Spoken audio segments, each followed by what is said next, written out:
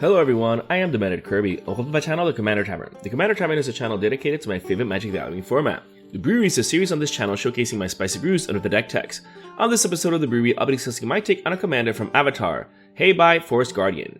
If you like this deck or any of the cards I'll be mentioning throughout the video, please consider using my TCG Player affiliate link when purchasing those cards. You can find that link down in the description. It'll really help out the channel and no extra cost to you. But the very best way you can help out the channel is with my Patreon.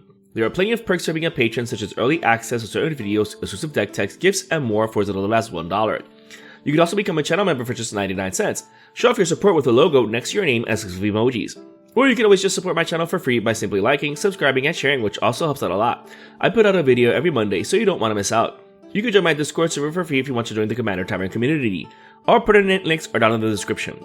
Alright, let's get back to the episode. Hei Bai is a 4/4 bear spirit for 3 generic and 1 green. However, since it has an activated ability requiring all colors, it has a Wooburg color identity. It has an ETB ability that filters the top of your library for a shrine card and then drops it straight to the battlefield, shuffling your library afterwards. This is already incredibly useful, and we'll see how to make the most of it later on. As for that Wooburg activated ability, when you pay that and tap it, you get a 1/1 spirit that can't block or be blocked by non-spirits for each legendary enchantment you control. While Hei Bai is clearly commander for shrine decks, this will still count other legendary enchantments like gods or others and not just shrines, so keep that in mind. It's not a spirit per shrine, but a spirit per legendary enchantment. That being said, this is a shrine deck.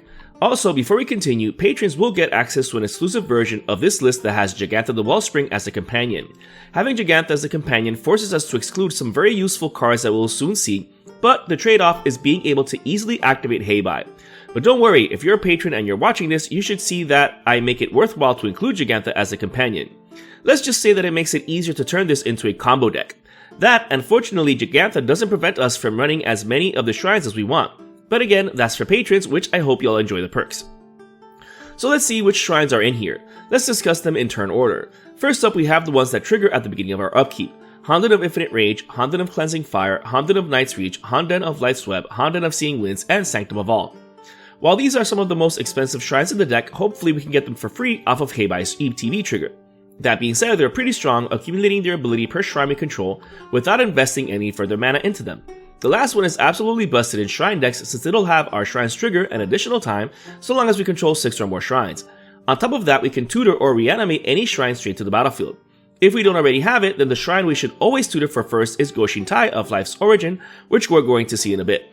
The other shrines here aren't chopped liver though, providing massive pain to the face, massive life gain, massive discard, even more crazy amounts of spirit tokens, and insane levels of card advantage respectively.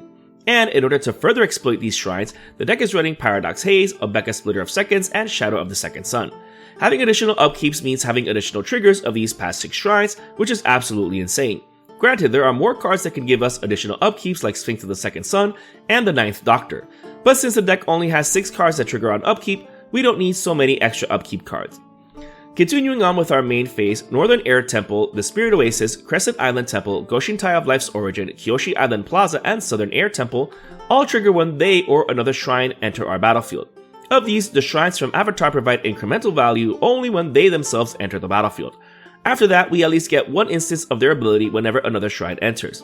Which brings us to the next best 5-colored shrine in the deck, Goshin Tai of Life's Origin. Since it creates shrine tokens whenever it or another non-token shrine enters, this massively improves all other shrines we already have, especially the Avatar ones, since they don't care if the shrine was a token or not when it enters. Not only that, but we can also use Goshin Tai to reanimate shrines. Sure, we have to pay Wooburg and tap it to do so, but at least we can do so at instant speed. Absolute insanity. In fact, I have a video on Goshin Tai if you're interested. You can find the link for it at the end of this video, and I plan on updating the deck list for it soon. So stay tuned until the very end. In any case, the rest of the shrines here are amazing too, providing massive life gain, insane card advantage, more 1/1 creature tokens, albeit not spirits, basic land ramp, which is unfortunately limited to just 5 basic lands here, but that's still good enough, and global +1/+1 counters respectively. And in order to further exploit these shrines, the deck is running Elesh Norn, Mother of Machines. Not only does she give us additional ETB triggers, but she deprives our opponents of their own. Sure, Elesh Norn isn't the only card that gives additional ETB triggers, but the deck is only running 6 shrines that care about ETBs along with our commander. That being said, I'd rather blink my stuff instead thanks to Brago King Eternal and Emil the Blessed. If Brago is able to connect, we can blink as many non-land permanents we control as we want. Blinking all of our shrines is absolute insanity if we control any of the ones that care about ETB triggers. Not only that, but blinking Hei Bai cheats us another shrine. This is where Emil also comes in, being able to blink Hei Bai at instant speed for just 3 generic. This can also be used to protect the creature from targeted removal in a pinch too. Super useful. Now imagine resolving Brago's trigger while also controlling Elishnor. Insane. Next up are Sanctum of Stone Fangs, Sanctum of Fruitful Harvest, and Sanctum of Calm Waters. The timing of these is the odd ones of the bunch since we can't really use them if we cast them during our pre-combat main phase. That being said, if they stick around, they do a ton of work since you don't need mana to use them, and they provide massive life drain, tons of mana of a single color, and card advantage respectively. And even though these have a weird trigger, we can still further exploit them with Mirror Room Fractured Realm. Well, with Fractured Realm specifically. That's because once opened, it will have our triggered abilities trigger an additional time. This is such a busted card in this deck because it doesn't matter what the timing is so long as it's a triggered ability. For example, we saw cards that give us additional upkeeps, additional ETB triggers, etc. Fractured Realm will also trigger those effects too.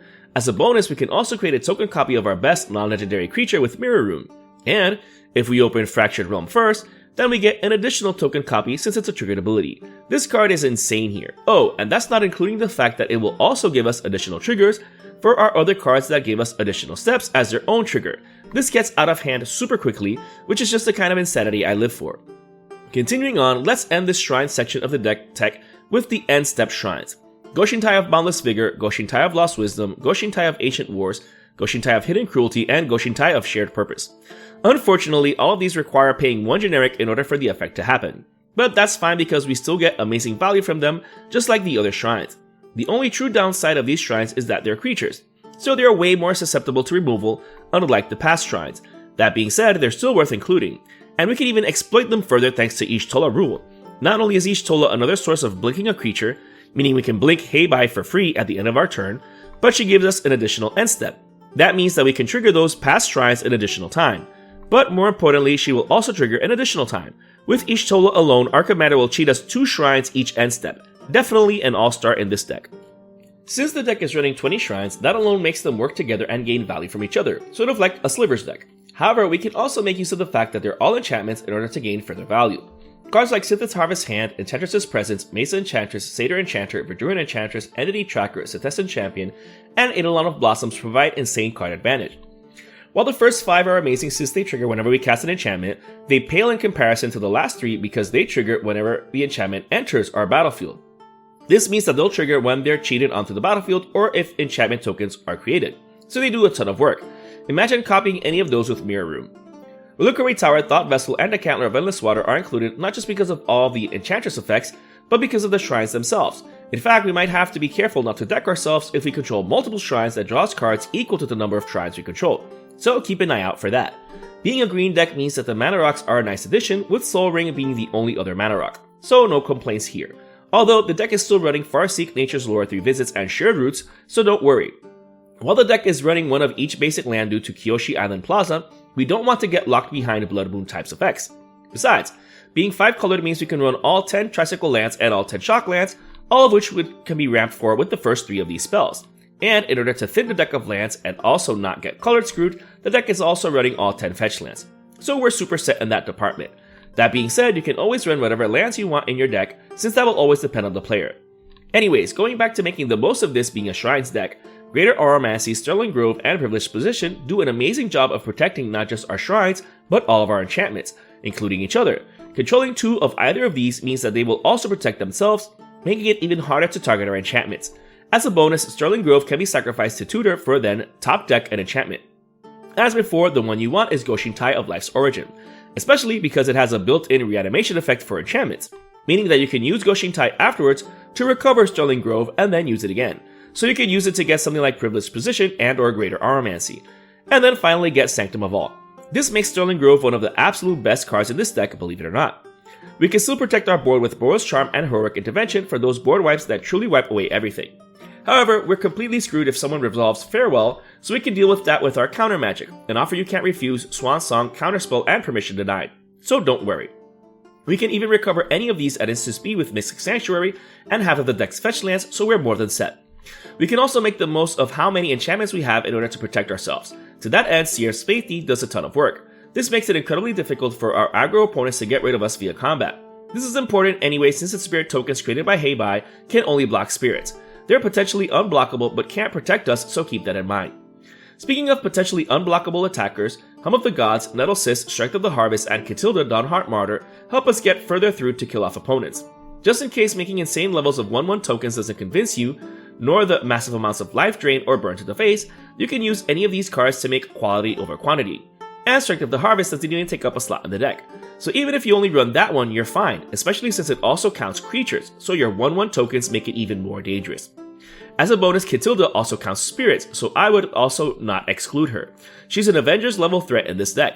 Not only do the shrines and other enchantments pump her, but so do all of the spirit tokens being created. If that wasn't enough, you can also disturb her later on to become a legendary aura that gives her stats to the enchanted creature. Absolutely insane. Enchant Hei Bai and you might even be able to one-shot an opponent with commander damage. So good. Going back to protection and recovery, Goshin Tai of Life's Origin isn't the only one.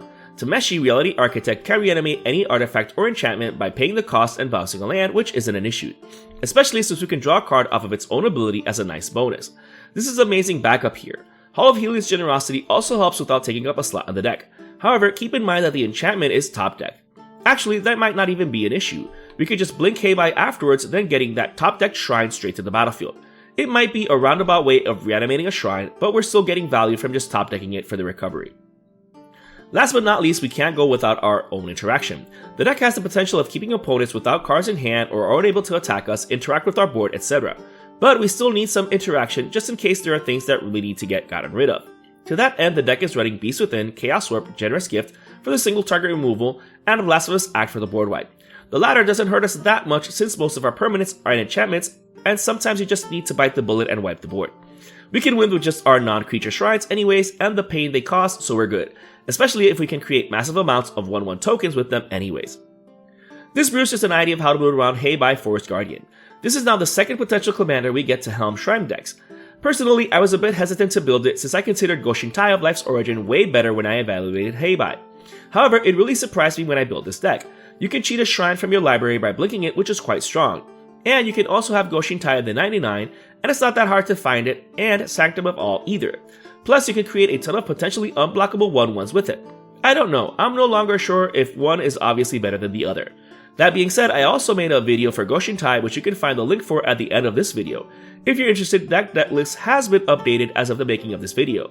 That being said, if you're interested in the deck list of this one, you can find a link to it down in the description. I would like to thank all my patrons for supporting me, and a quick shout out to all my higher tier patrons, the Brewers, for their patronage. Don't forget that y'all should have exclusive access to the alternate deck list of this deck. I'd also like to thank anyone using my TCG Player affiliate link. That also helps out the channel. I also want to thank any channel members. Your membership is greatly appreciated. And to everyone, thanks for watching this episode of The Brewery on the Commander Tavern. I am the Meta Kirby, and happy brewing.